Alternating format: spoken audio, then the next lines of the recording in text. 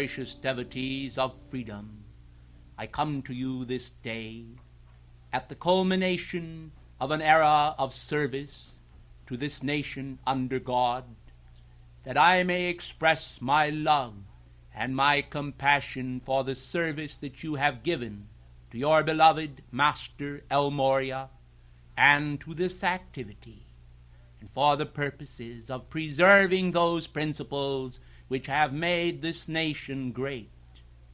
Greatness abides within you, most lovely ones, and it is an unfolding flower, whose fragrance can well be borne upon every passing breeze, bringing mankind into awareness of the meaning of that liberty which God has envisioned for man, that man might be able to do all those things which the Creator does, and master life and the use of energy, to understand that the great opportunity gateway of life, the coming into manifestation of a living soul, is for the preservation of divine ideals, and to bring forth upon this continent a renewed nation, a nation which will not scorn those opportunities that each coming day yields, but will understand that the power of contemplation and holy meditation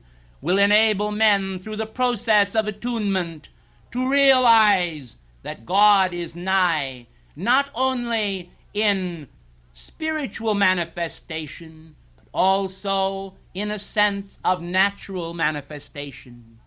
Whenever you meet another individual, precious ones, there is always the opportunity of expressing some quality of grace, whereby through you that one may rise a little upon the cosmic scale and find progress as the gift within thy hand. When individuals will recognize this and will pursue it, it will mean a new dawn for all upon this continent and throughout the world, as men by the power of example begin to unfurl the banner of freedom and all that freedom means to the people of the world. Do you know today, precious ones, that as I am speaking to you, that poverty has taken great toll of the world, that famine is now threatening India, that sovereign nation, and that today, this very hour, in South America and among the very people whom the great divine director bears such great love for, there is a hunger for physical bread. This hunger upon the face of the world, which is a blight, is nothing besides the great spiritual hunger which needs to be assuaged by constancy of nourishment and manifestation of our best outposts, whereby we may uphold the banner of freedom in all.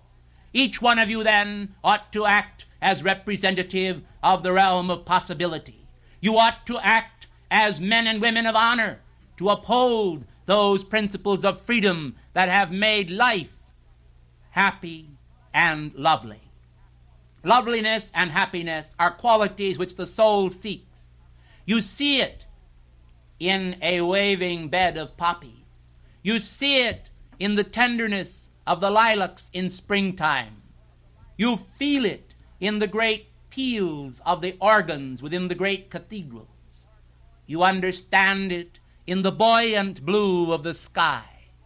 And as the fragrance of narcissus comes to mind, you are able to realize that the Lord has made wondrous scents to delight all mankind.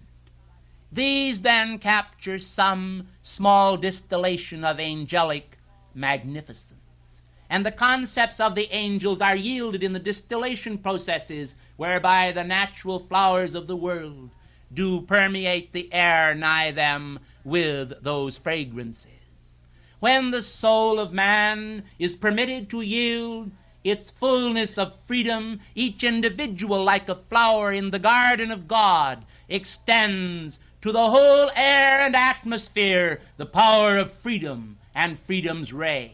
When men enclose themselves round about behind a fortress of self-defense, they are often left vulnerable to internal dissensions within themselves, and the power of freedom becomes a thing that evaporates as a drop of water in the hot sun. Yield then yourselves unto the flame of freedom, and recognize that freedom is a vital force that abides within the soul and cannot be trampled upon with impunity.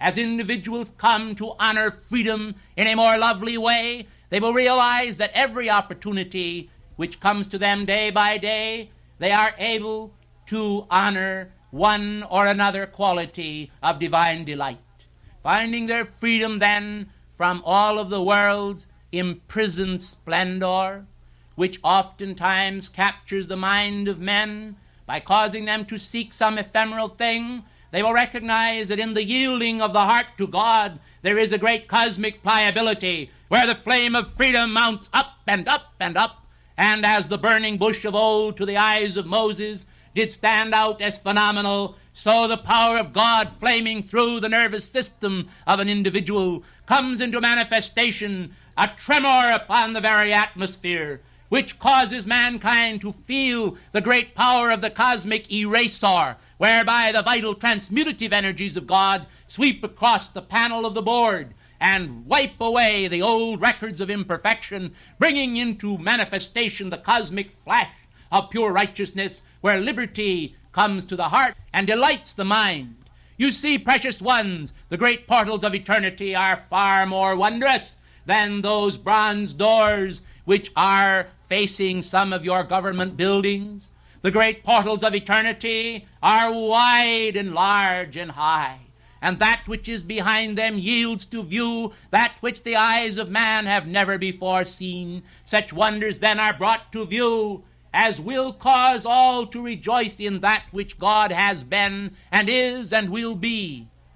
Now then, as Moria has said, realize that all the ruckus you have made has been indeed a condition pitiful and delusory, a condition of illusion, a condition of confusion, as El Morya has repeated many times, until today, as the great cosmic pattern unfolds, there is a need for a shattering release to your individual worlds that will cut you free from the concepts of race, of creed, of delusion, of concept, and say that you are no longer tethered to them, none, but are a living soul, pure and undefiled before God. And as master, you then stand before the master of masters. Accept then this diploma of graduation that raises you up and sets you free on this occasion. See before your eyes there is a wondrous tablet. It is the law of life, the law of liberty. Mankind have not accepted that which they could not understand, and therefore they have lost the gift of life within their hand. But now I come from out the sun with all the masters who have won their victory in the past, to say to you, hold fast, for God is nigh, thy temple one with the light that comes from the central sun. Accept and say, I am now free. I am now free. I am now free. I am now free. For now and for eternity. For now and for eternity. O gracious ones, there is so much to say, and so little time to say it in, for you have given me but a moment, whereas if I had my way, I would speak until there dropped from off your form every ounce of fat that does not adorn your own great celestial pattern. I would knock from you every spot. I would cleanse you without blot. And then I assure you, you would be as free as I am for eternity. This I would do this day, if the law would permit, and I could have my way. But you must now decree that you are going to be, as the future unfolds its way, everything that I am. Hold me model, if you will. I offer all that I am to you. and to the world. As freedom's emissary, our banner is unfurled again and again.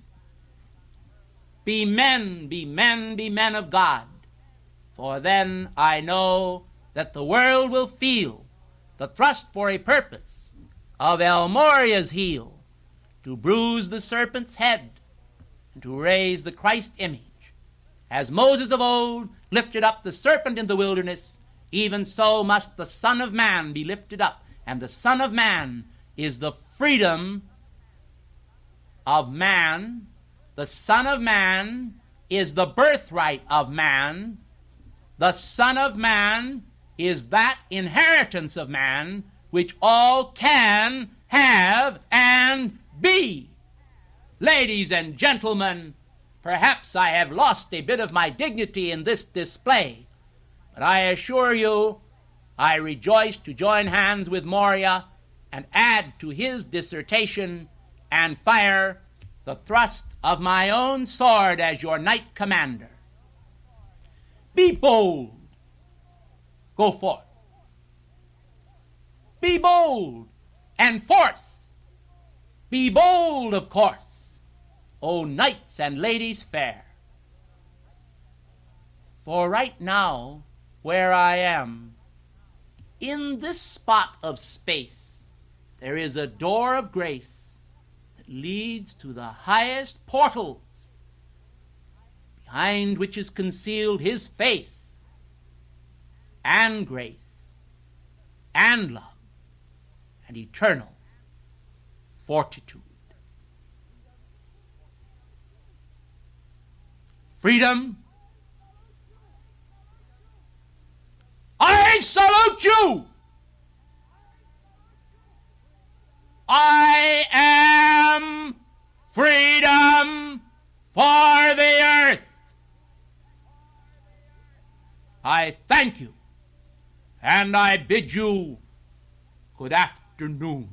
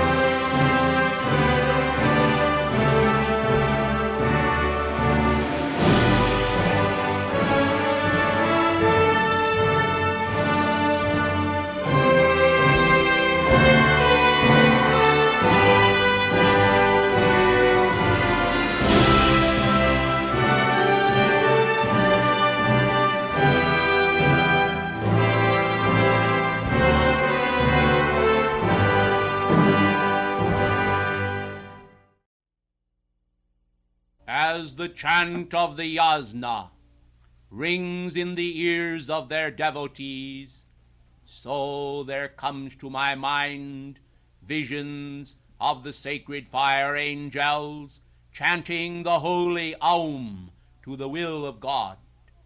I greet you this day from Darjeeling, flooded with love for the first ray, and for the thrust for a worthy purpose that has been manifest among you.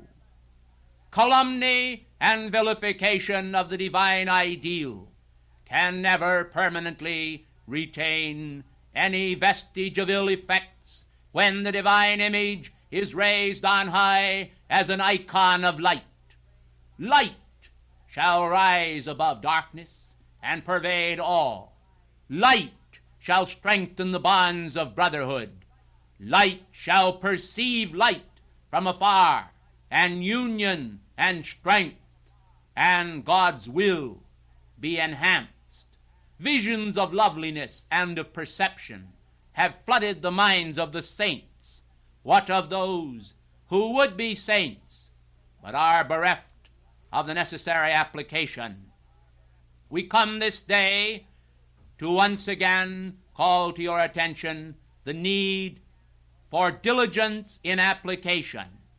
For without application, the best saints would not rise, and their garments would be weights, and would pull them down through the flow of gravity and the attraction of descent from lofty purpose.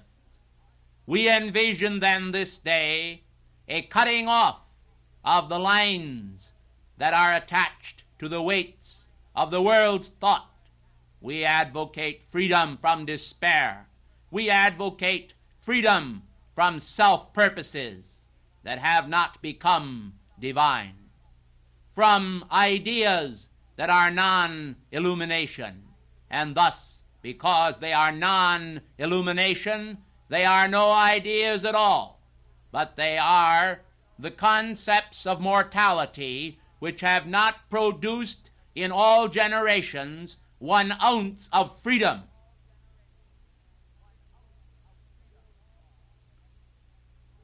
Peace, blessed ones. The will of God is intense, but sheer love when understood. The will of God is defense against all that would impute to thee those actions which are not the supreme purposes made manifest through thy form and thought.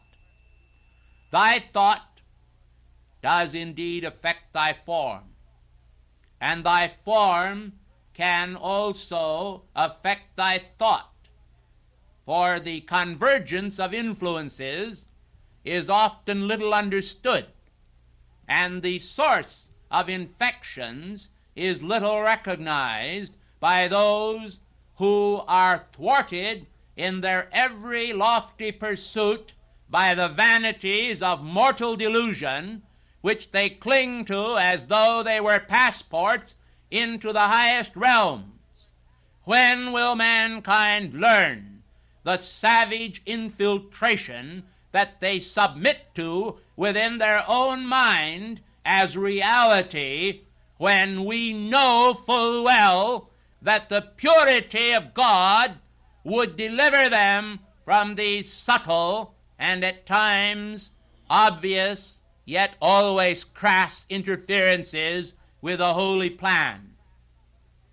The holy plan has suffered as the result of man's inattention. The holy plan has suffered as the result of man's defection and of those purposes which are so far beneath the dignity of the divine as to be non-existent in our realm. They have no existence whatsoever to us. Yet we speak of them because though they be gnats and flies which infest the lower domain, they seem to concern those who insist upon being different than the ascended host, perhaps only for the sake of being different. They therefore suffer all the results of their defections from reality, and complain withal, more so than all others.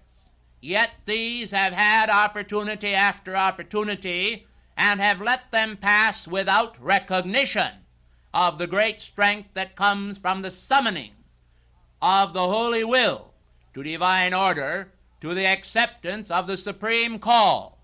Now then, I am apprised of all that men are wont to do, and I recognize how that today in the world of form there are movements afoot that distort the wondrous blessings of Christianity throughout the world, and would rob mankind of that birthright through an action of a few men of the cloth who desire to alter the structure in a very base way in order that they might be thought wise as interpreters of the holy plan.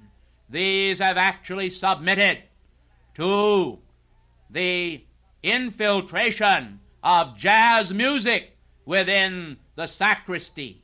They have permitted to come in to Holy Church those vibratory actions of mortal destructivity and dissonance which stem from the very dissolute activities of witchcraft centered in Louisiana and in New Orleans. I therefore call to your attention that hierarchy are determined to let them carry forth in this manner until, by the waves of contradistinction, mankind will see the contrast and will thus desire to free themselves from such false shepherds who, in the name of earthly wisdom and position or title, will somehow or other seek to impose upon mankind a further weight of destructivity. Rest assured they shall not prevail.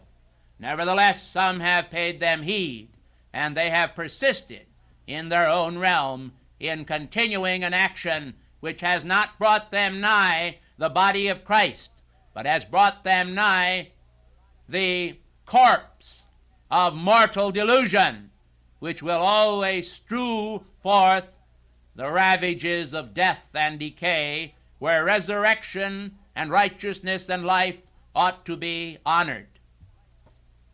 Now, gracious ones, having given you some admonishments, I come also to carry and to bear from Darjeeling a holy prayer of influence for all of you that have come under my tutelage now for many a year in this area, that you might sense Moriah's love for all that you have done for the protection of America and for the bringing about of those cosmic miracles of ascended master love that have gone forth from our bourne into the realm of earth's domain to refresh the weary traveler. We come then this day bearing the flame of the divine will.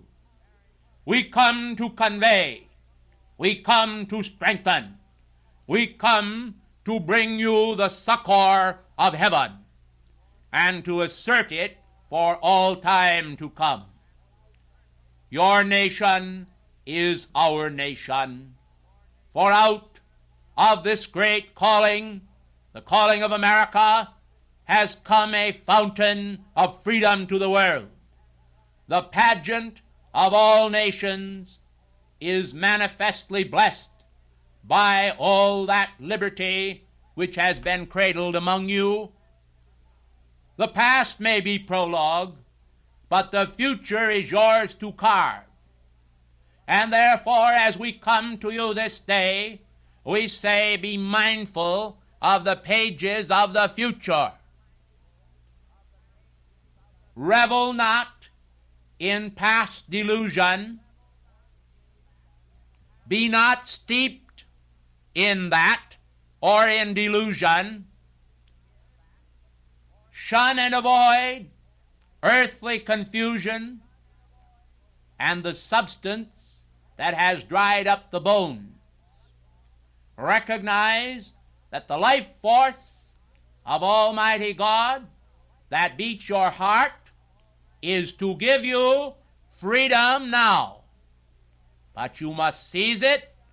You must seize every opportunity, and you must recognize the strength of honor. There are those today who have no honor and are unaware of it. There are those today who have honor and are aware of it, and there are those who have no honor and are aware of it. Let all beware of a condition of being without honor. The thought form for the year, released to you by the Lord of the world, ensconced and raised above you the holy vision of peace with honor. The great master of Luxor, beloved Serapis Bey, warned of the destructive activities directed at America. We come today and now before winter solstice, before Christmas, before the coming of the full flood tide of the angels that at this season gladden the hearts of men, to say unto you that you must, if you are to retain your freedom in this great nation, pay greater heed to the ascended masters and to the great law of life manifesting from our octave as cosmic honor. When men hold a vision of honor, they are as knights of old, summoned round our board. They will heed the words then of this old bard, and they will know that every ounce of energy dispensed to you and retained within the precious bottle of concentrated self is yours to command for good. When wasted or poured upon the earth in pursuit of vanity and without holy purpose, it becomes a millstone round about thy neck, for each ounce must be redeemed. I think the stones at Stonehenge themselves are small by comparison to the weights that some have placed round about their neck through human discord, directed at those little ones of God who place themselves wholly within his loving care. I should not wish, were I embodied among you, to be guilty of the responsibility of having wrought a work of condemnation of any part of life. Therefore I wish to clear the air for all of you and all connected with this activity concerning the statement that the ascended masters have condemned. Our actions are for the purposes of breaking up mortal crystallization, and our words are designed to blast you loose from those positions of lethargy which would be your downfall, that you may become acclimatized to the atmosphere nigh the portals of heaven. In the name of all creation, I say to every one of you, do you think for one moment that heaven is like earth in its present state? Are you so deluded as to conceive for a moment that discord exists in our octave? It does not. And therefore, whether Saint Germain or Mother Mary or the great divine director or one of the archangels speaks to you, it makes no difference. We are not in argument or discord with one another. We do not hotly seek to pursue some status among you whereby one of you will say, oh, Moria is coming again with all his pomposity. I tell you, precious ones, and I tell you truly, that among the student body there have been individuals who have actually attributed to us those qualities of mortal mean. Therefore, it is most important and significant this day that I call to your attention that in your spiritual revels you will recognize the need to hold the vision of the immaculate concept of the ascended masters. When we choose to practice any form of levity or sombrarity, if we choose to adopt a mood with a thrust for a purpose, it is sometimes perhaps a bit entertaining, but it is not intended to drain you of energy or to cause you to criticize us. For to do so would be folly indeed.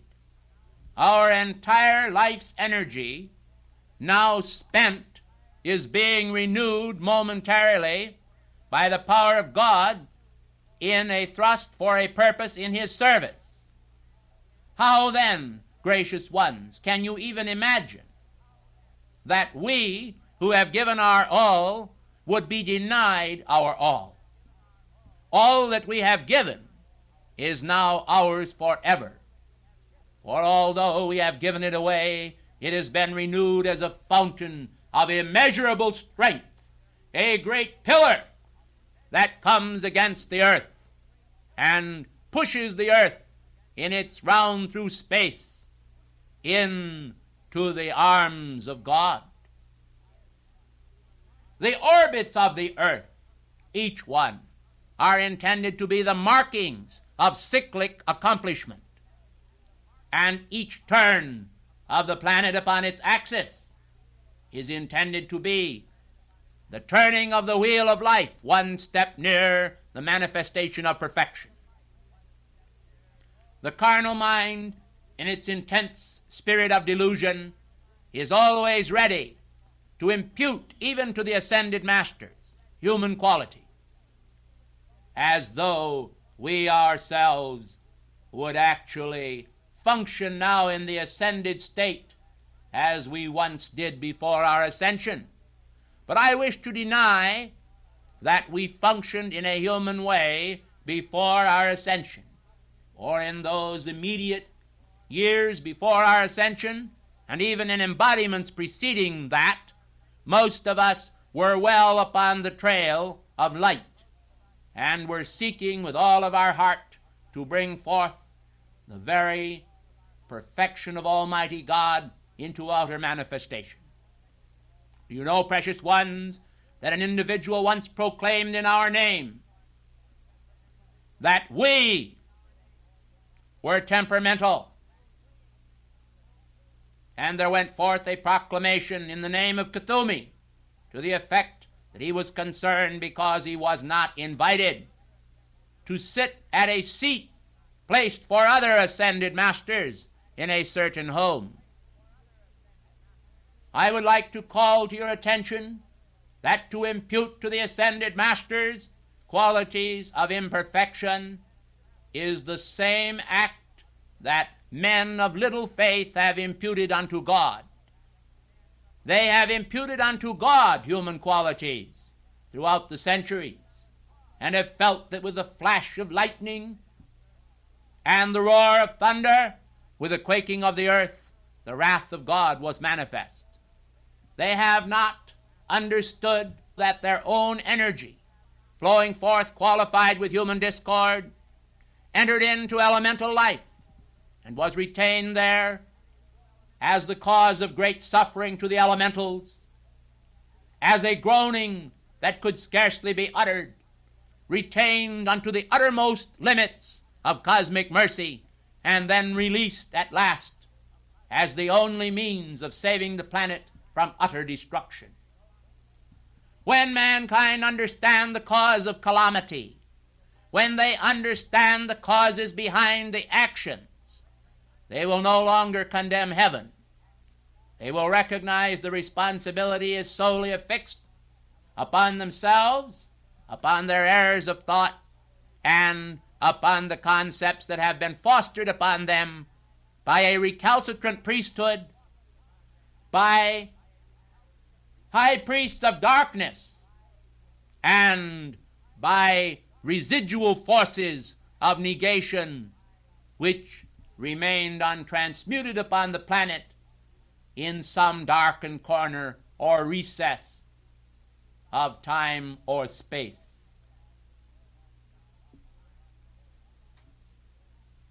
And now, gracious ones, as I gaze upon the minarets here at Darjeeling, as I see the gleaming white marble, so unlike and yet like the Taj Mahal, as I see our art treasures resplendent in hope of the will of God, how I would share with you some glimpse of all that herein remains as a monumental achievement to the temple of goodwill. How I would share with you the soft carpets of our retreat. How I would share with you the musical tinkle of our fountain. How I would share with you the pleasant hours by the fireside, contemplating the immortal purpose. How I would share with you myself and all that God has wrought through me. How I would share with you the love of the shining faces round about our council table. How I would share with you the deliberations of our council. How I would share with you the communion of saints and the communion with heaven. How I would share with you the mighty pillar of goodwill, the great blue flame that pulsates upon our altar. How I would share with you every gift of goodwill this season and eternally. Yet there exists a barrier which must be broken down by each one. We have sent forth the invitation. Men have thought to respond and have not. They have held back of themselves in fear of loss. They have been interested in progress without willingness to do the necessary. They have fostered a spirit of doubt within themselves and nourished it at times when they needed just a spark more of faith to turn the balances. They have seen iniquity where love existed, and they have fancied acts of love existed where iniquitous purposes have manifested. They have not always correctly judged or understood our purposes, and therefore, in spite of all that we have done, and regardless of all that we have said, mankind have not made the desired progress, either in the eyes of self or the eyes of God. And the Lord who liveth and seeth all confirmeth this thusly to you today, that you may know that in the days ahead you must secure a greater domain within the realm of God's holy will for yourselves by the wedding of self to the great cosmic purpose, by the dedicating of self to understanding, by gracious acknowledgement of our mercy. And you know, precious ones, it is a great pity that we must often concern ourselves with those who are moths when the valiant ones press so close within the flame with the shining armor that penetrates the flame. Yet we must sometimes do so, for there are those who do not hesitate to come into our realm without the realization of the strength of our octave, without the understanding of their own strength or lack thereof, and without the necessary application, we do not, precious ones, in many cases deny them opportunity. But we unfortunately are not able to convince them of our reality or sincerity so that they can also be convinced of their own reality and sincerity, and thus, by reason of the cosmic yoke, find it within themselves to live and to do as God intends, without fear and without doubt. For it is doubt, precious ones, that creates a closing door in the face of everyone to whom we would bring our message of goodwill. And it is doubt in the eternal purposes or rewards that causes mankind to desire to hold the hand of the finite self, lest some temporal pleasure escape them. Pitiful creatures of the dark! Must they wander forever in the realm of shadow? Can they conceive that all that life has wrought is for destruction? Can they conceive that all that life has wrought is for man's downfall? Can they not perceive the hands of infinite love that encompass them all round about? What more must God do? He is as a magician, having produced a bag of tricks and the full complement thereof, he is asked to exceed himself. And yet, in this great activity of cosmic diathermy, mankind find it within themselves to question God's activity that would heal them, purify them, and change them. Why is this so? They are as waders at the beach. They go to their ankles and then see a wave 1,000 feet away and run for the shore. They flee when none pursue, and they desire safety and shall lose it.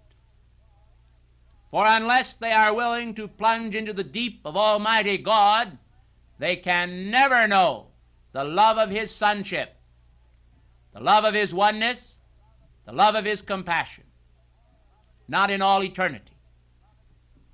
So all that we would share with you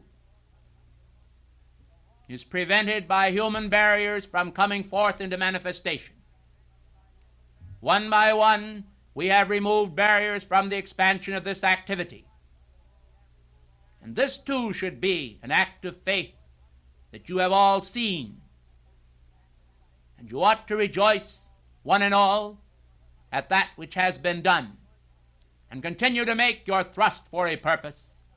Continue to serve the cause, the first cause of goodwill on earth unto men. Precious ones, we do not need you from the standpoint of self-sufficiency.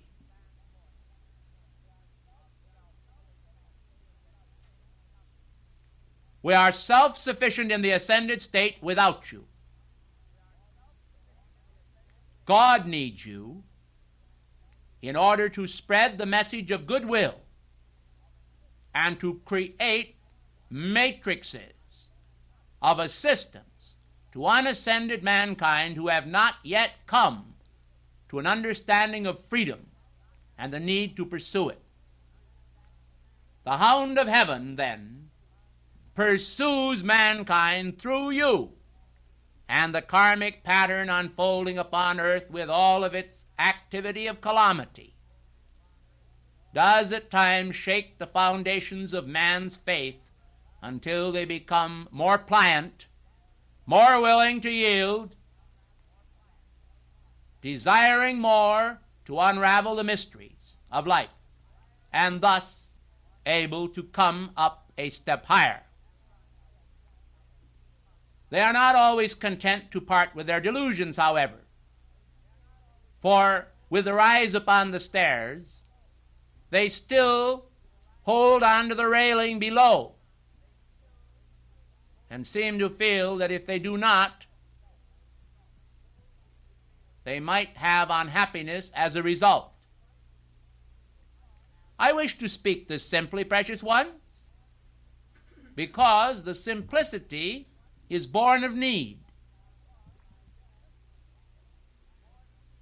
Complex ideas and statements couched in the greatest words which we have often used, words of superior rhetoric, are not always understood. One of the Chelas here made the comment to this messenger in the past that I had often spoken in almost the Zen style through Nicholas Roerich.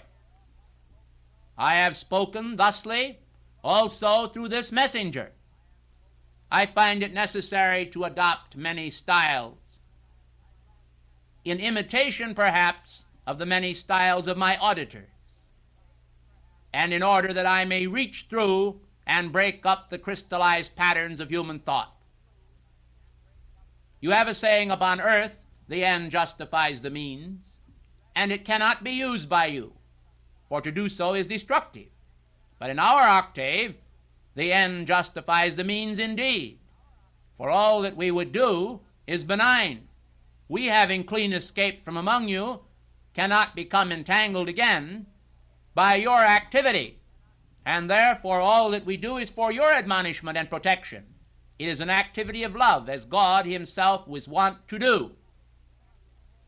And you, precious ones, if you wish to thrust an anchor within the veil, will recognize that you can act from that motiveless state where the one motive is all that is, and thus perform for your fellow men those acts of cosmic virtue which will help to set them free from every form of mortal bondage, because it is an activity motivated not by the expectation of gain, but by the blessed release of freedom's flame into their world and into the world to return men back to the heart of God. There is some great blessing in being motiveless insofar as human thought goes. For oh, what a motivated generation this is. And if I could curl my lip, I would do so today with absolute scorn at this generation. They do not even wish to open their mouth and say good morning without the expectation of some form of salutation that will flatter themselves. And the light of God shining from 1,000 hills gives them the hope of God to pass on as the bread from heaven. And our bread is the sacred Eucharist. It unites God and man as one, and you cannot unite darkness and light. And therefore you must transmute the darkness in men and in yourselves, and bring yourselves come full circle to his domain. You cannot thwart the cosmic purposes by the actions of mortal thought and feeling above, but you can certainly delay it here below as you have done. And there is only one way to avoid it in the future, and that is to shun the sinister infiltration of those energies which you know as you receive them are unholy. When you receive unholy energies in thought and feeling, you know that they are unholy, and yet you do it. You do not reject it. Perfect it then.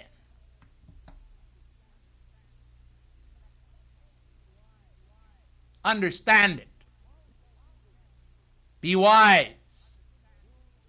Mount as eagles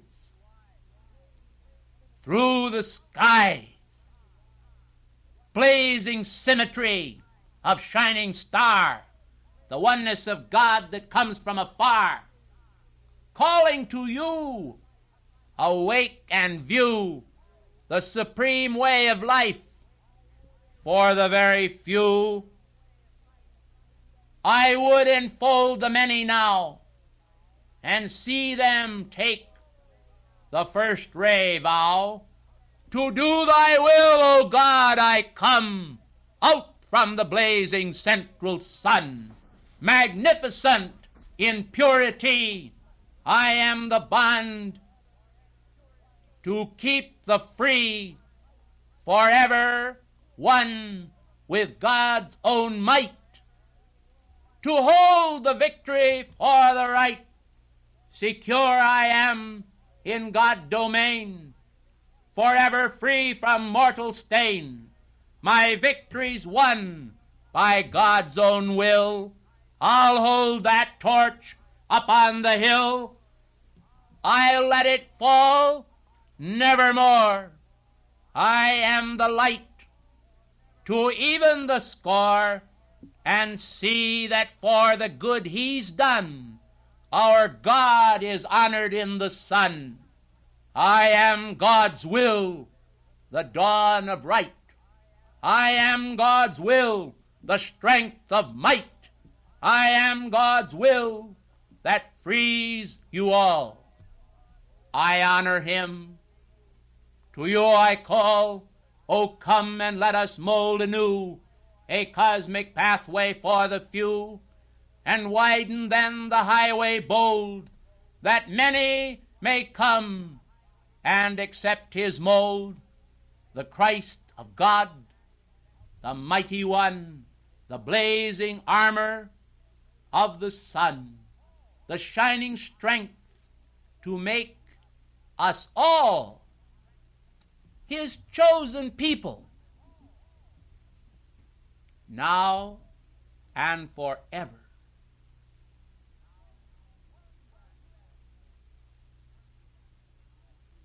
Come then to Eden's portal and see the tree of life. Eat its fruit, hold to its root,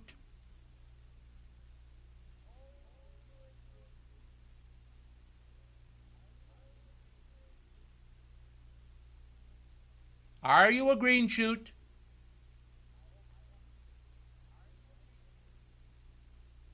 I hope so. 'Tis Christmas soon. What adventure is in the concept centered round this ideal?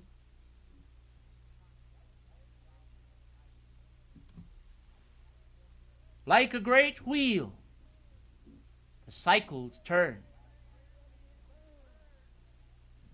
and first-ray energy in me burns. I'll penetrate that shroud you wear.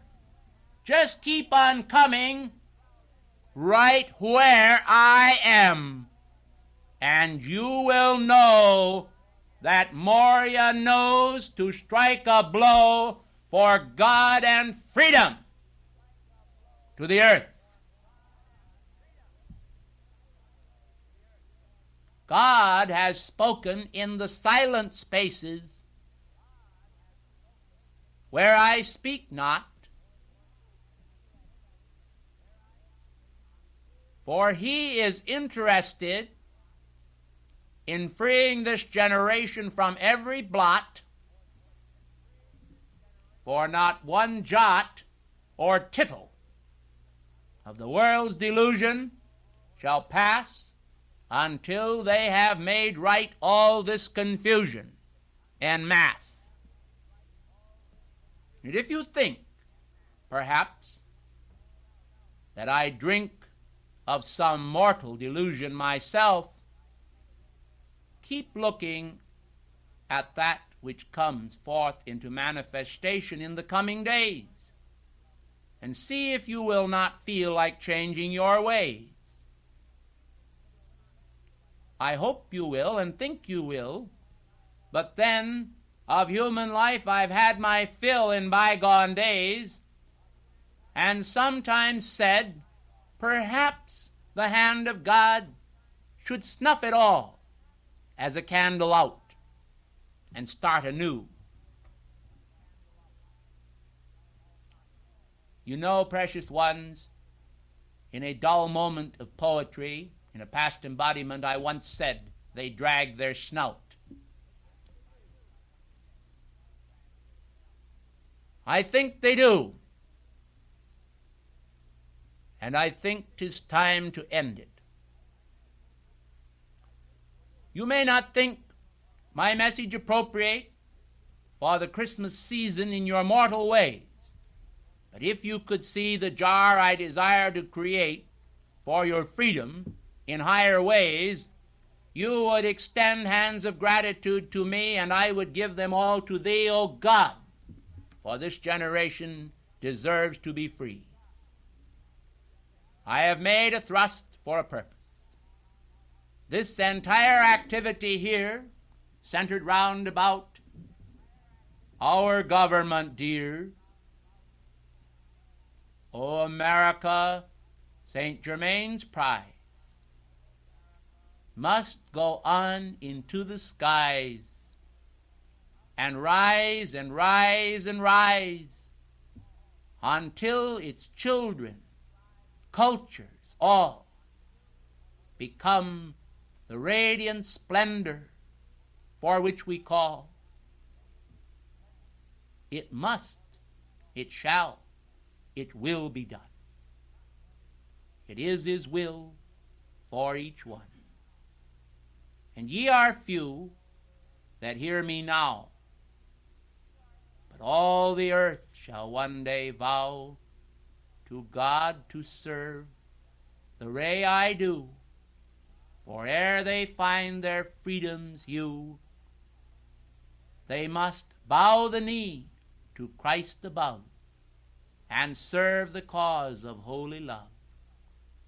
This is the patience of the centuries, stretching across the barren sands, measured oasis by oasis, until at that wonderful conjunction of life, the framed Holy Mother, blessed by archangels and angels alike, heralded by shepherds, and lovingly honored through the centuries, becomes nigh unto the door of every man and every woman and every mother's son upon the planet. You cannot exclude any. Thank you, and may your sandals become winged sandals of light as you put off mortal dross, and then you shall walk upon my carpet here at Darjeeling, and not a stain will you leave. For you too, as we do, shall hold these thoughts of freedom for all. Thank you. Goodbye, fond ones. From this place we have launched our wonderful activity of light into orbit. And now we go to prepare a place for you, that where I am, there ye may be also. This is God's will. Peace and blessings in the name of God, forever and forever and forever.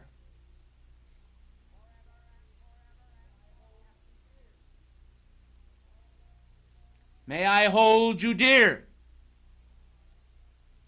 to my heart here. Remember the Lord all of thy days. I thank you and bid you a pleasant good afternoon.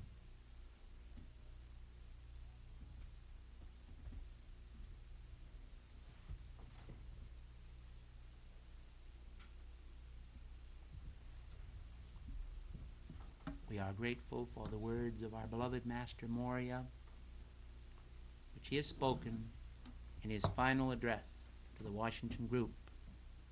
Through the years, have served so faithfully his cause in this area. May God bless each one of you, now and forever.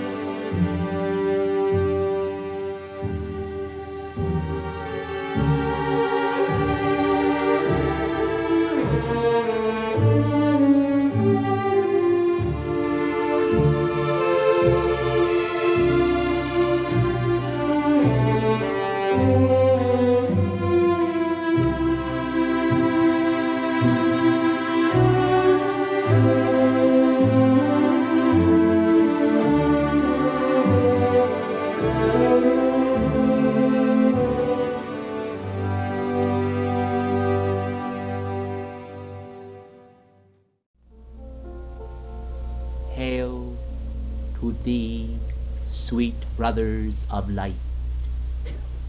May God's peace be that in which your souls take delight. Hope and her feebly flicking fires scatter over the world the breath of God's omnipresence. And thus we come this night, mindful of journeys of the Spirit, journeys made within the heart and consciousness by individuals who occupy the planetary platform by the same grace which of old did bring to holy men the vision that sufficed for the search. In all men there are strands of longing. In some these longings expand to the point where they are almost ready to burst, and so their search becomes intensified, 100-fold, 1,000-fold. They move forward into greater achievement by reason of the hand of God moving upon their mind and being. Others, restless of heart, feeling the hot breath of mortal life pressing close upon them, are caught in net after net of delusion. Their fears do indeed chase their peace away, and they often are frustrated again and again by the same phantoms of shadow and fear. It is our desire tonight, in memory of the Christ, to spread abroad the tender nectar of his love and adoration to the world. We, as co-servers at his table, were empowered by the bonds of sacred knighthood.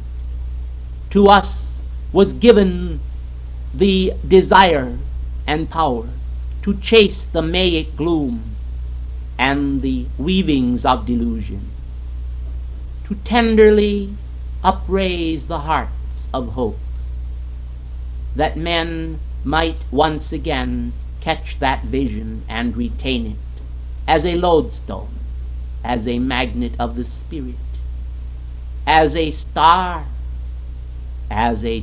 of hope that perennially graces the great cosmic realm of light. O precious one, how futile it is at times to release tomes of wisdom when individuals feel within their own heart that they have heard it again and again, yet do not cognize how that our breath, our thought, our radiance, as God has descended through us and into us, is the wonderful presence of immortality, the sea in all its shining splendor brought close to your hands and feet, that you may be bathed in illumination's flame, and may find that the great flush of divine splendor gives you a feeling of peace and release from all that never ought to have been. We could draw this night upon the karmic records of every individual in this room, and we could draw forth from those records matters of shame which would expose to the view of others one repetitious act of discord after another. Would it be wise? Would it be an assistance? I think not. For we could also go into the realms of spirit and draw therefrom the great aspirations and desires of your hearts to be closer than hands and feet to your own God presence. We could show you how that the longings of soul in the most doughty, the most haughty, the most austere, the most self-centered individual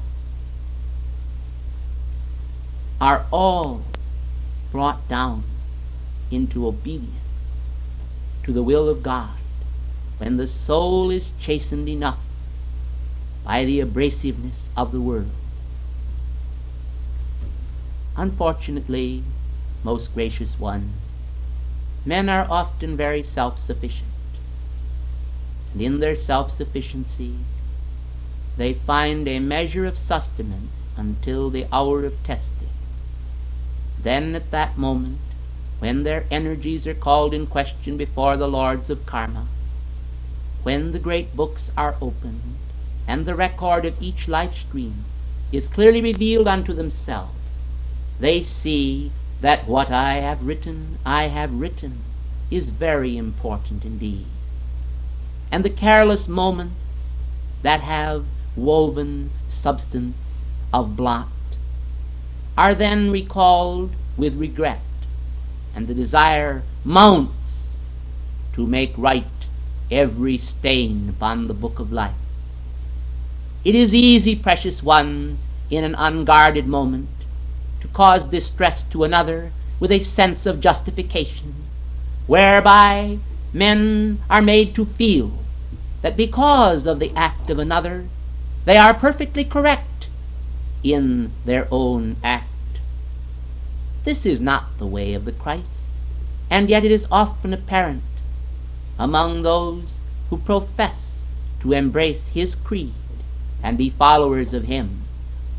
We who operate from the level of assistance in spiritual realms of light, we who hold the hands of Saint Germain and El Moria, we who hear the sweet voice of Mother Mary in her ever yet wise counsels, say to you this night, this do in remembrance of me, is the word of the cup of counsel.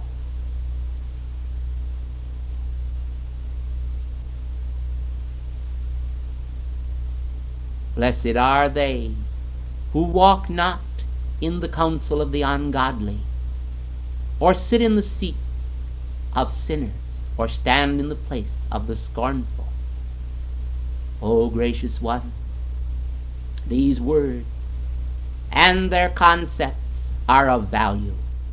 Esteem them and bind them upon thy heart, for except these words and these ideas be emblazoned upon reality in action in thee, all that thou art is but a sounding brass or a tinkling cymbal, and the Christ message has but enamored thy mind with an ephemeral glory, and thou hast not been touched with the reality of his blazing coming.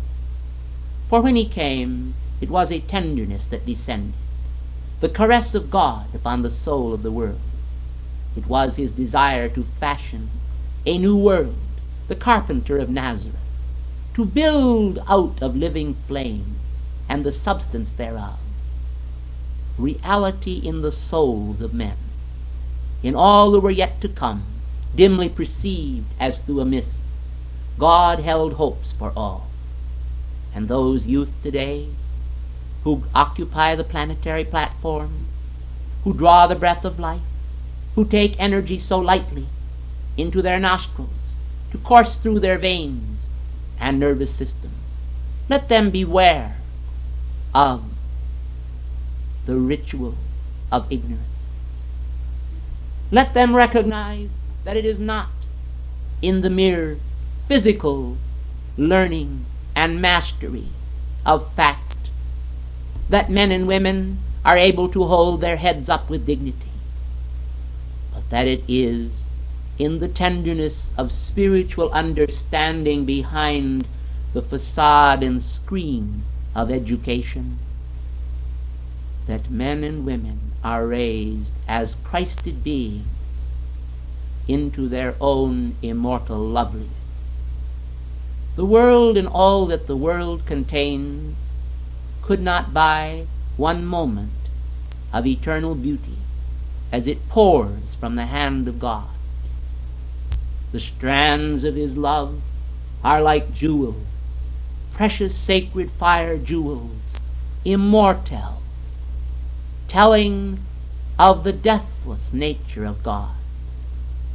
But oh, how men fear death, how they fear that terminus of their own sophistry and reality in question. How they fear the time of parting.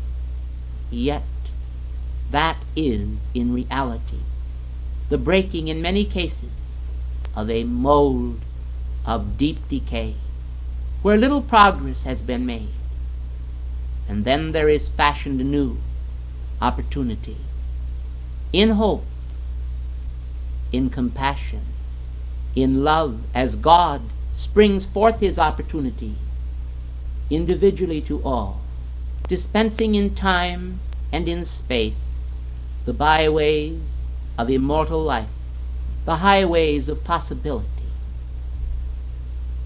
I come to you then this night, mindful of the many strata of human consciousness.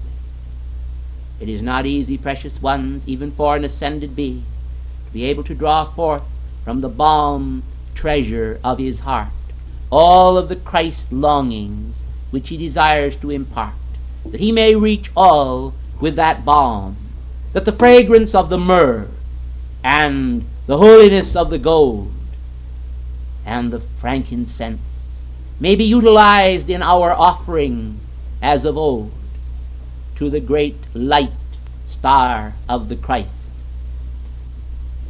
Drawn across the desert sands, your beloved Moria and Kathumi accompanied me to the place where he lay. We too saw by inward compass and inward illumination the vision of hope revealed to the shepherds by the angel. We were able, as Magians, as those who read the signs in the sky, to be able to find the place where he lay by inward reckoning. From that lesson tonight, I desire to draw into outer awareness for all of you the fact that in yourselves there is a spirit of reckoning which is able to orientate you around the purposed existence not only of yourselves but of all men. There is indeed a storied pomp in the world which does not give refuge to the tiny babe, but thrusts him from without the inn and bars the door.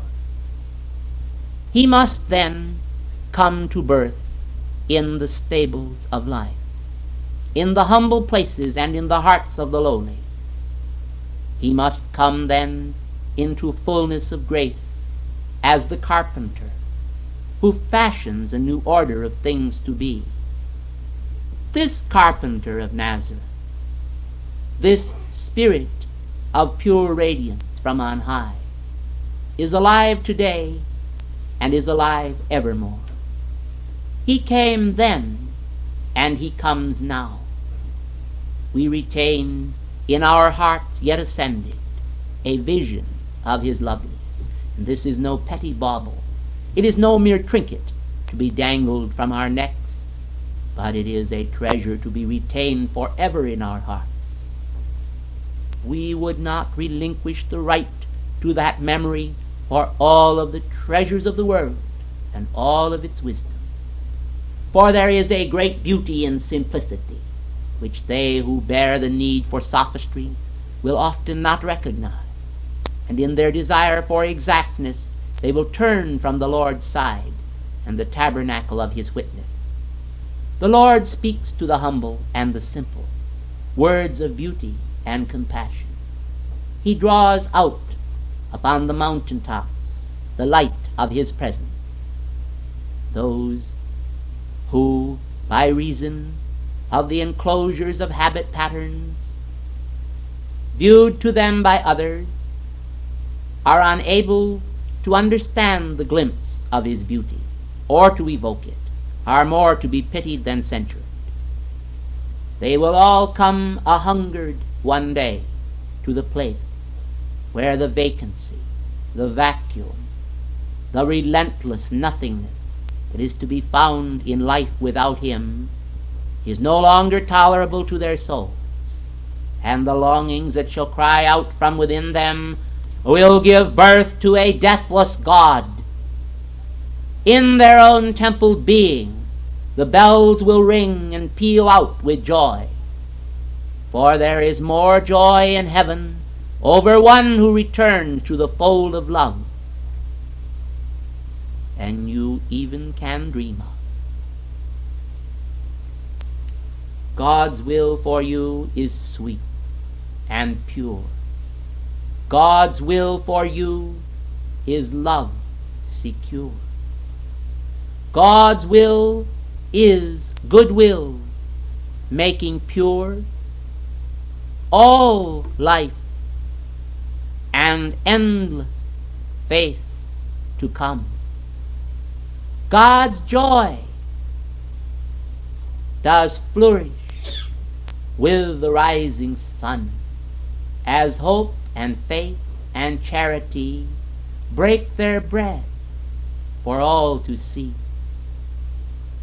and keep the spirit sweet and kind, and opening to God's great mind, where he can say to everyone, I am thy life, thy central sun. I am thy soul, thy peace, thy all. I come. I am thy shining glory. Do you see, precious ones, that in this simple, pure, holy, abundant concept, God is revealed to you individually per se, individually, to each and to all must come awakening. It can be done through the strength of the soul, the molding of the character, lest the misfortune of assassination occur. When mortality assassinates the character of spiritual integrity and degrades the Christ image in man.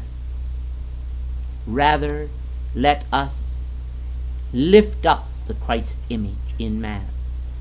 Let us engraft ourselves into the true vine. Let the spirit of unity as cosmic verdancy flow forth, and let the wonder of his love be made known and spread abroad wherever there is a mind to conceive or a heart to feel his love. I tonight, to all cool, desire to bathe you in hope,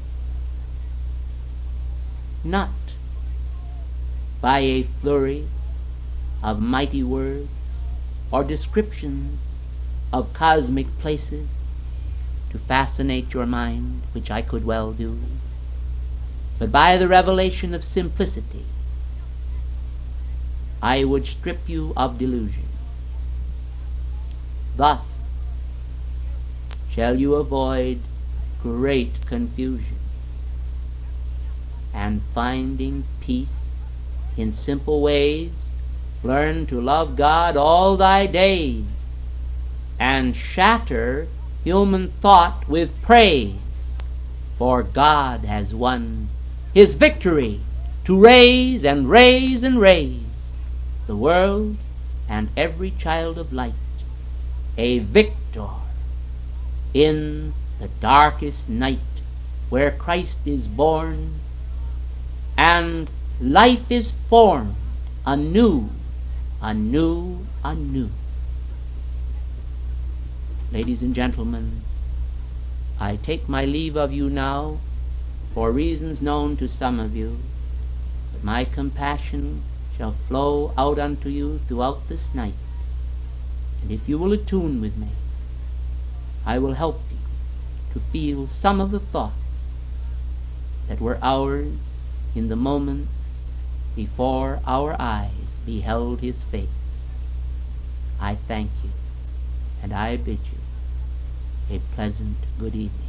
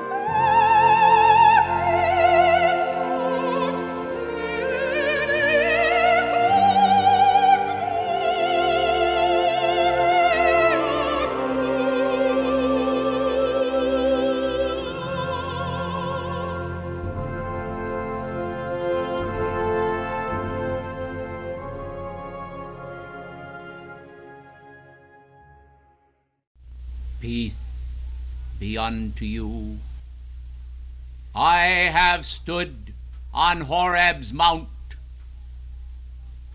I have seen the flame of the Ark of the Covenant. I have watched a mighty people banded together upon the desert, and I have seen from afar the promised land. But I have entered into it through God's decree, through the ritual of the ascension, whereby my energies are now consecrated to the unfoldment in human destiny of the wonders of God's love made manifest in the advent of the Messiah. Men must perceive that the Messiah cometh unto themselves individually. They must perceive the context of the promises outside the realm of time. They must perceive that the entering into the promised land is the fulfillment of the eternal purpose for all. And all must then stop the action of mortal delusion, whereby at a given time and place they seem to feel that the end has come for themselves, and there is now yet no longer any means for redemption of the holy purposes of life for them. God does not recognize age. He does not recognize limitation. God is the God of opportunity for all, and in his cosmic dimensions, time and space rolls up as a scroll, and we behold the living realm of opportunity, the flame of the Ark of the Covenant, whereby between the covering cherubim the eternal purpose is made manifest as the glory of God, coming out into the tabernacle and the realm of human thought and feeling as a great light, not only to the people of Israel, but to the people of all nations.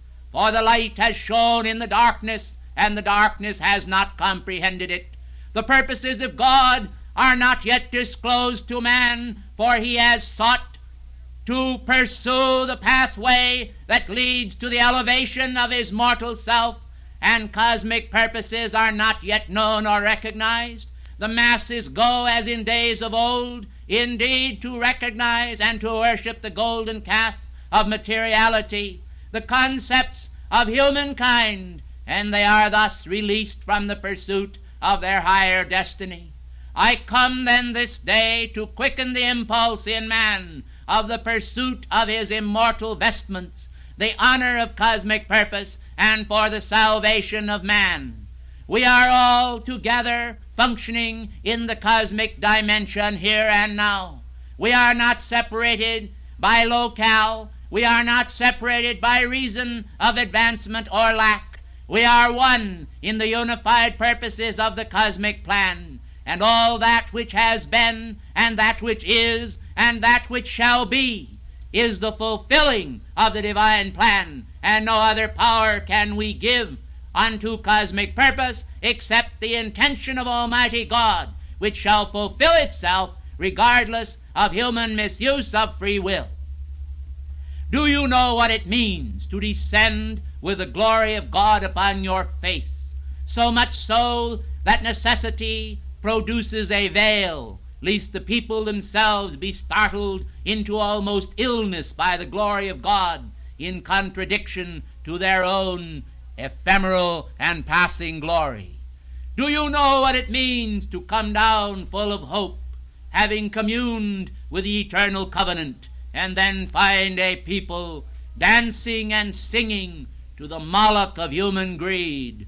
Do you know what it means to see a people you have loved caught up in the bondage of treachery, the lecherous attitudes of mortal thought and feeling which have done despite to the Spirit of grace? Do you know what it means to feel the fervor of the Passover lamb? Do you know what it means to see the death angel pass over your household, and to see the protection which God establishes upon the lintels of being? I come then this day in holy remembrance of the covenant which God made of old to the children of Israel. And I say unto you all that this was fulfilled in the manifestation of the Christ. For of old, when Joseph the dreamer was sold into Egypt because of jealousy concerning his coat of many colors, it was the creation of a great cosmic symbol, whereby men are able to understand that the 7 rays of manifestation, the 7 color rays, depicting man's location in the rainbow rays of God, has a purpose whereby the seamless garment of the Christ is revealed today. For when you spin the 7 color rays according to cosmic law to a certain revolution and rate of vibratory action, there is created out of the 7 colors and out of the rainbow radiance the pure white light of the Christ, and the seamless garment, the swaddling garment which enveloped him as the infant, also did manifest, as his garment sought to straddle the world with hope, and to envision for all times and for all peoples a new birth of cosmic freedom and release from the darkness of past ages and their bondage. I come then this day to reference for you a new meaning for the cosmic rays. Mankind who understand the laws speak in this wise, saying, I am a first-ray man, I am a first-ray woman, or I am a seventh-ray man, or a seventh-ray woman, and thus do they embrace the ray upon which their being is temporarily posited. But they sometimes forget, in all of their remembrance, that God spins of a Christed being the pure white light enveloping that one which manifests the full complement of the rays, whereby there is no longer of necessity attention placed upon one aspect of being, but all are given equal fulfillment in the eyes of God, and thus Joseph's coat of many colors becomes the seamless garment of the Christ. We then today do not desire to speak disparagingly of the manifestations of life, whereby some individual, through the power of the pink ray, do externalize love and beauty, and another, through the aspect of the first ray, the blue ray, do externalize power and majesty and faith. We do not speak disparagingly of these qualities. We simply wish to amplify in your consciousness that when you make your ascension, you must ascend into the full complement of the rays. For this rays is the ascension. It is the entering into the effulgent garment of the Christ, whereby the holy light that descends from your divine God presence does raise you back into that central presence of being, to give you security for the ages, as the cosmic purpose intends, to release you from the uncertainties and foibles of mortal thought and feeling, those negatives which in their own way have taken a frightful toll of mankind's consciousness. I tell you that God intends to replace them and the misuse of man's energy with the divine presence acting. What is the divine presence acting? It is the flame of the Ark of the Covenant. It is the tangible reality of your own being, your God self, which acts upon the great temple altar of your heart. There then comes to pass the immortal presence in action, and you become identified with God. God identified, one with God, one with hope, one with being. At this moment, as you settle back in your consciousness of self-identity, you do not recognize what it means to be identified with God.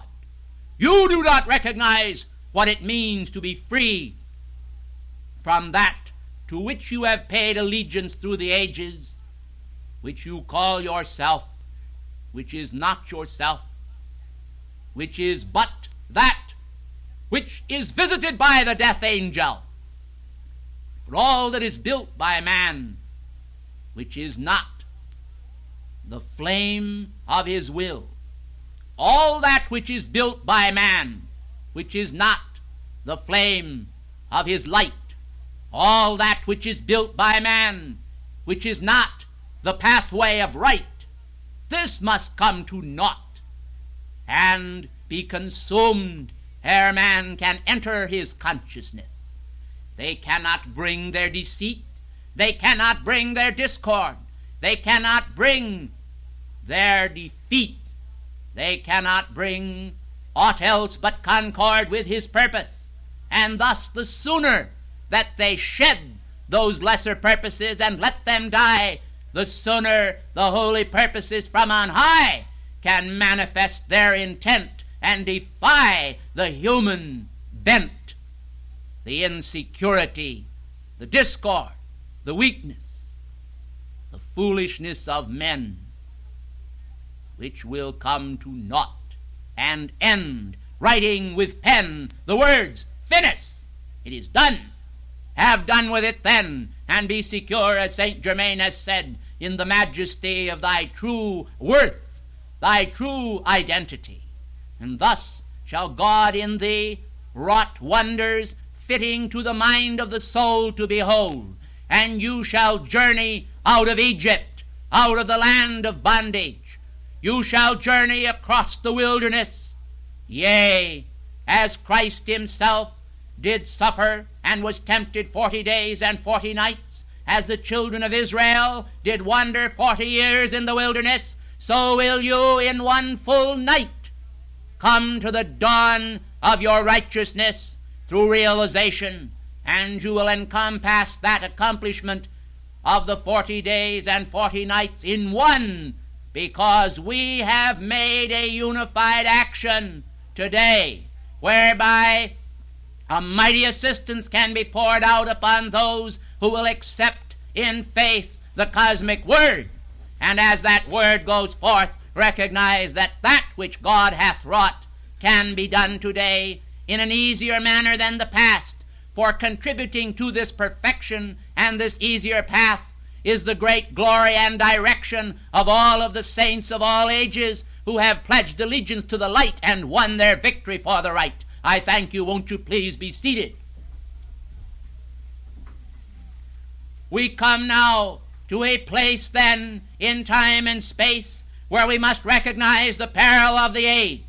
We must recognize the insecurity of men's hearts. We must recognize how that their hearts are failing them for fear and for that which is coming upon the earth. For the cups of wrath have been poured out from the past historical events, whereby men have woven with malintent and malpractice against one another. Now we come then to that place where the wrath of God as law is poured out upon mankind. Let them then recognize that there is a way of escape, and that way lies within the domain of their own mighty I am God presence. That voice then of God that spake out of the bush of fire, saying, I am that I am. I am that I am.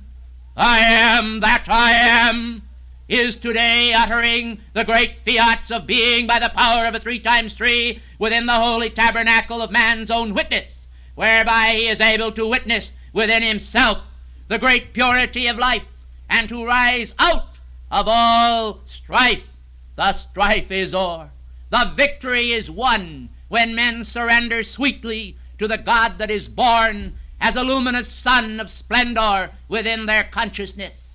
Their true reality comes forth and springs as Prometheus unbound into reality. They can then no longer be tethered to mortal concepts or satisfied with lesser manifestations of the law, for they recognize that the God of all gods is a terror to the night and is a beauty to the day. Those of the day then will shed the terrors of the night and the pestilence and the noisome pestilence, and they will recognize that the purity of retreat into the heart of God is an area of great service to mankind, whereby there is born new dimensions of achievement for all people. Thus the angelic messages of old that went forth echoing over the plains of Judea, glory to God in the highest, and on earth peace to men of good will, become born again in the hearts of men, rekindled with the cycling years, to allay all mankind's fears and clear the way for the glory ray that descends to bring the promised land to view. that men may know that I am nigh, even at the very doors, to purify the few of every age, who seeing and perceiving light will open wide the door by might of God when law requires, and will know that the fullness of heaven's fires blazing within the heart consume the dross, produce no loss, and are the victory of the cross, where God and man unite as one, and victory springs forth from the sun, a ray of brilliance, white and pure, a ray that is for God and man secure, life and law and power too. I am the victory for the many, not the few, for all should see and now perceive the promised land, the seed within, the mighty hope, to end all sin, to purify the scarlet way, and make it white by wool today, washing clean and brilliant in the sun. The voice of God shall say, well done, to all who give their hearts to him, and know that he will help to win. Ascension's ray descend today, and vanish all ye fears away, for God is nigh at the very door. Oh, if you but knew what he has in store, your hearts would beat with temple fast, and you your victory at last would know and be in action free, now and for eternity. I come to you then this day to secure for you one and all some new treasure of mind and heart that will keep you from the spot and stain of the world. The world today know not what they do, and the cry of the Father, speaking through the Son, saith clearly, Father, forgive them, for they know not what they do. Yet those who follow them as though they knew, and they know not. Where then shall you go?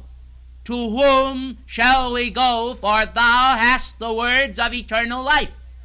These words spring forth afresh this day. I, Lord Ling, say to each one of you, you are followers of God as dear children, and the way is made very plain, yet it seems not to be, for the mind of man continually fools mankind, and speaks to them of intellectual bondage, that would secure within the framework and fabric of time and space some concept which men feel will set them apart and distinguish them individually.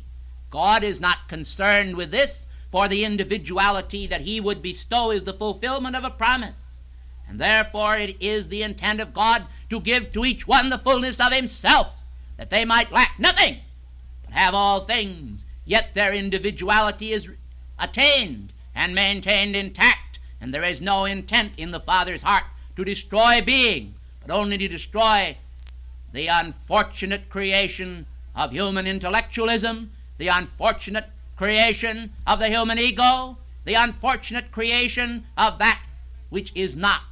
This is the human beast that was, that is not, and yet that is. For mankind find that every time that they succeed in putting down some human quality, there is a force acting unless the cause and core be removed, whereby that quality seeks once again to come into manifestation at the most improper moment and under the most unfortunate circumstances. I therefore urge you to recognize that if the righteous scarcely be saved, where shall the ungodly and the sinner appear? Yet the pure luminous orb of hope shines as brilliant now, in fact more so than in all past ages, and we see that a constant rekindling is needed. This is the reason why we have chosen to open up the great continents of the air, why we have chosen to descend as we do in these dictations which are now but given to a few, and know that the day ought to come when the world could hear and know that we speak with all authority from on high, determining that man shall not merely vegetate and die, but shall be raised into the promised land. and shall find his security in God, where he can stand forever and aye and forever, beholding that which God has intended as cosmic purpose, which he has prepared for those that love him from the very foundation of the earth, from the foundation of cosmic purpose. And yet, through all ages, men have sought to exchange their eternal, immortal birthright for a bowl of soup. And this, as Saint Germain once smilingly said to me with a twinkle in his eye, has put them in a sea of soup. And some of them, precious ones, cannot swim as well as others. And some of them are very pitiful. And I can well understand how the unfortunate bond of human sympathy could sometimes pull the emotional body of mankind as they behold the frightful distortions of life manifest and parading across the stages of life, which are not the intention of God, but are the malintent of those few who in every age have known the mysterious laws of creation and have sometimes distorted them, manipulating the many for their own nefarious purposes and denying the Lord that hath brought them to life and opportunity. We come then this day in the name of the Great White Brotherhood to make every one of you aware that these frightful times in which men live have here living flesh and blood hearts, individuals in whom there is a threefold flame, who search for a ray of hope upon the darkened sky of humanity. They seek with a hunger of soul that must be assuaged, and God himself has determined to do so. Therefore we, who function in the cause of hierarchy and for cosmic purpose and dimension, are determined again and again to come and to assist you according to the full measure of the cosmic purpose. Your own beloved Saint Germain has for this purpose, together with your beloved El Morya, created the situation for the movement of this heart center and focus, so that greater good could evolve in the purposes of this activity and for all mankind. This has been clearly revealed to the messengers and also to some others who are able to see eye to eye with them, and because of the tremendous support that has been poured out to them from any number of individuals, God-loving and God-fearing, there is going forth into manifestation a forum for the Great White Brotherhood to disseminate cosmic truth not only to America, but as a cup of light to the world, that God may see that the entire earth and all of its people have opportunity here and now and in coming years to avert catastrophe and to produce individual perfection for themselves. Precious ones, you think in terms of planetary good or planetary ill, but remember that each individual must himself fulfill his own purpose or be cast away. Men have cast themselves away for such paltry purposes that I do not even desire to bring it forth or to mention it. It would be but a desecration of this hour. For this is a fine hour when I am able to come and renew an ancient covenant with hearts of light and produce a vibratory action that shall go forth to the entire planet this morning in every clime and climate, and enkindle in the hearts of the people some realization of the concept of Exodus.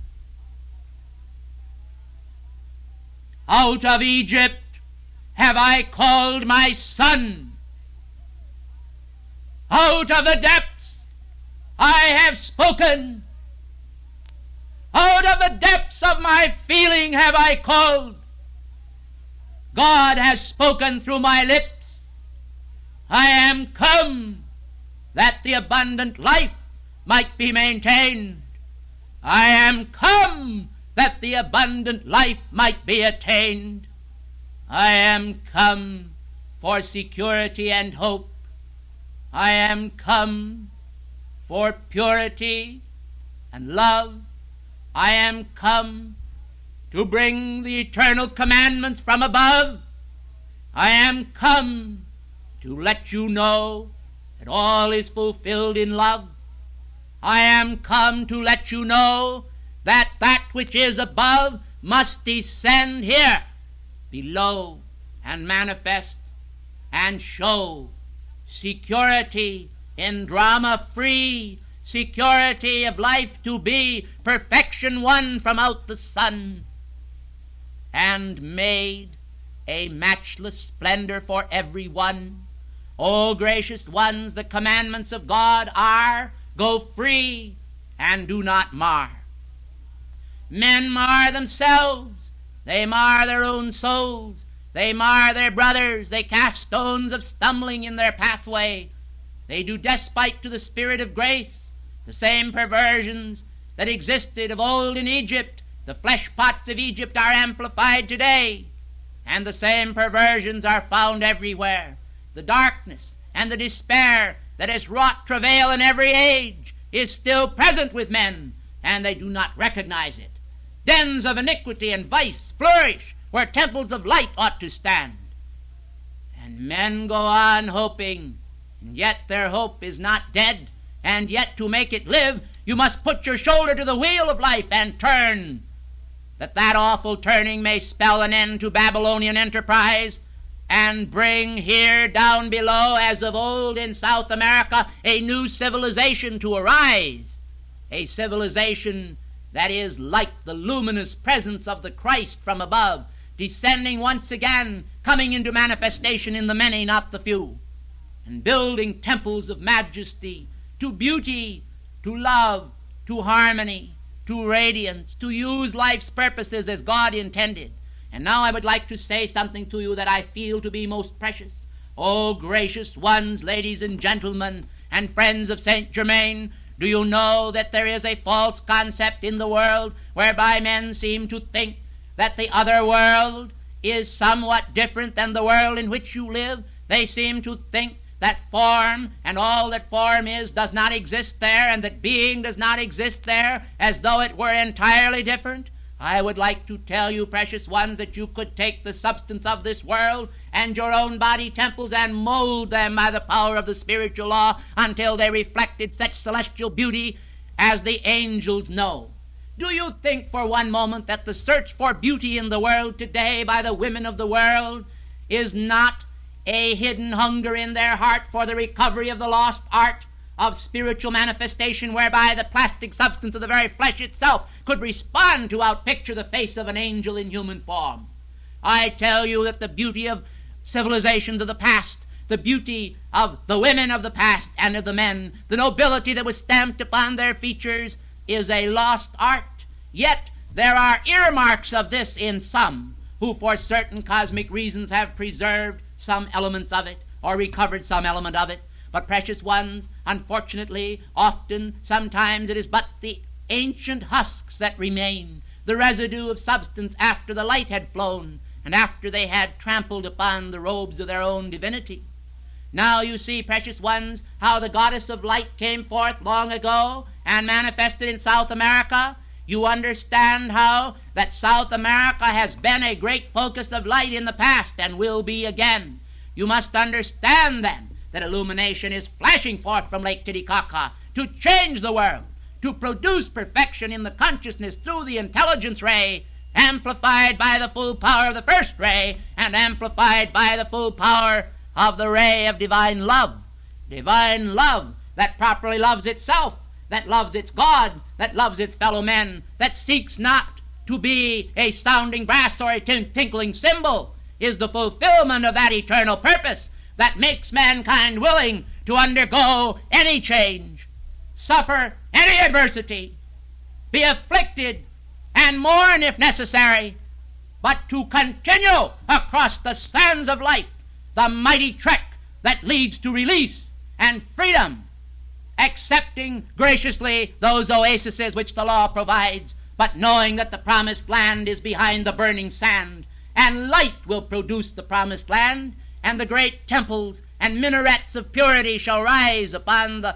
great and beautiful horizon, where God is born anew upon this orb, in full view of all. And let those who will not go gnash their teeth below, and they shall see the merit of the Spirit of light and life and holy illumination, and they shall come one by one and say, "Set us free." We bow the knee. We confess with our tongue that Christ is Lord. We confess that God's great purpose is adored. We come too, but late indeed, in time, to meet the need of fulfillment and purpose. And God shall be victor over all, and the vanquished human claw shall end its reign of terror and awe. And God shall be and see within the hearts of the free. The banner of Shambhala shall wave over the earth, and Maitreya shall assert his light, and Christ and Buddha shall clasp hands, and all shall know the freedom of God in all lands. Keep that vision. Lose it not. Keep that consciousness. Hold it fast and clasp it dear to your hearts. For if you lose it, that which I have given you this day, the law shall not hold you guiltless.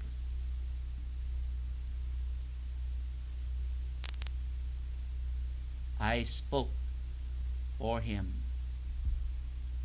I thank you, and I bid you a radiant good day.